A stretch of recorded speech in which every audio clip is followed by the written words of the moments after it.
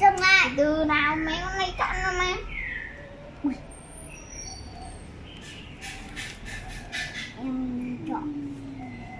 Em chọn con này. Con này. Em chọn con này. Con này. Em chọn con này. Con này. Con này. Dưới chọn này. Dưới. Em có đâu. À. Ui. Chọn này. Chị chọn tất cả. Rồi. Em thế nào?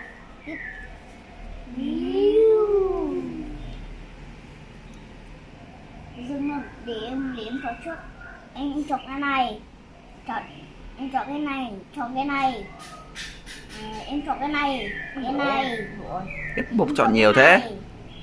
Em chọn cái này. Em chọn cái này. Thế chị chọn cái nào? Chọn đi. Chị chọn 4 này.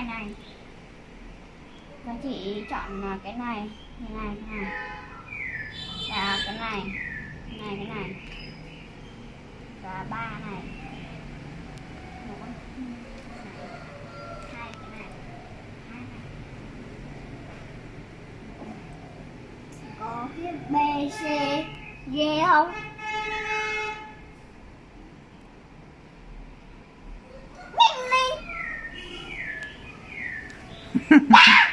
Rồi.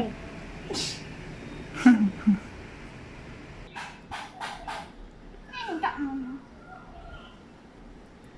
Dừng. Trời. Luffy. Chọn này.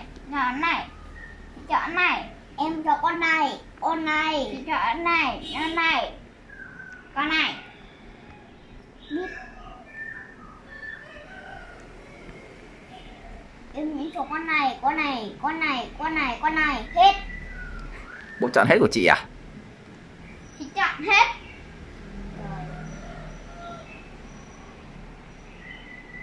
Ui, từ từ. Chị chọn 3 con này. 4 con này. 3 con này. Rồi. Tất cả là của chị. Bố thảo thế. Tất cả là của chị đấy. Em không thèm chọn đâu. Bố nhỉ? Ui. Chị chọn 3 con này. 2 con này. 3 con này. 4 con này. Trời.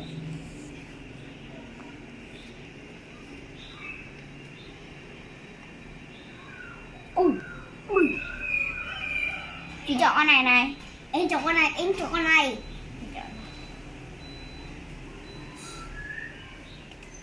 Bố ngẩng đầu lên một tí. Em chọn con này. Em chọn con này. Chị chọn con này. Em chọn con này. Nào. Em chọn con này. Chọn này. Em chọn 2 cái. Em chọn 6 cái này.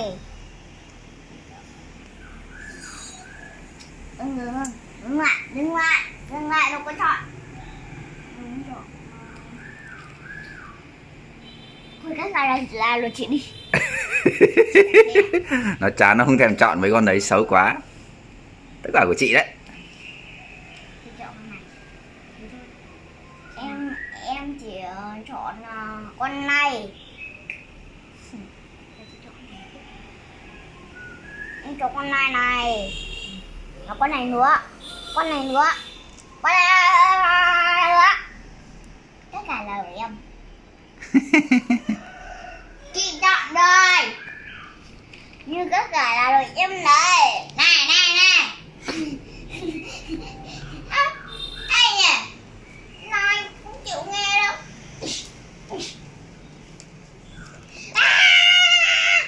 Sao thế? Ấn vào đây nè. Ấn đúp vào là được mà.